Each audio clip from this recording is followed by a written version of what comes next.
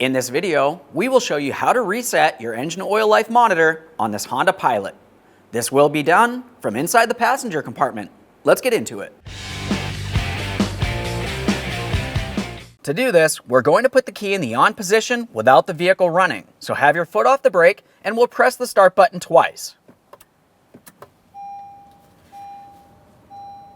Now we'll have a quick look at the center of the dash here. If there's anything illuminated, you want to dismiss it, so we'll be pressing the enter button.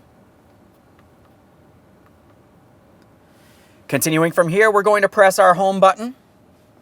That's going to bring us into this screen. Continue pressing down on the buttons along the driver's side of the steering wheel here until we see the maintenance.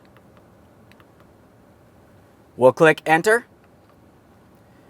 Continuing from here, we're going to go down to the oil life monitor.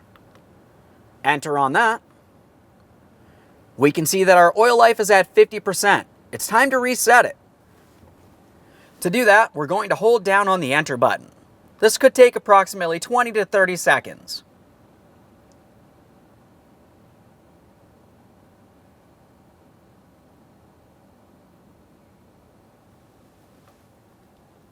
As you can tell, that brings up the next screen here.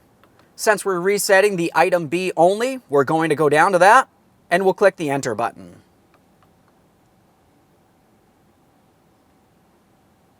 Our reset's complete. Oil life is at 100%. At this point, you can either turn off key power or you can start the vehicle and take it for a road test. Thanks for watching. When only the best will do, demand TRQ. The only company that lets you view before you do. TRQ is committed to offering the highest quality aftermarket auto parts that are engineered for peace of mind. Thanks for using and viewing with TRQ.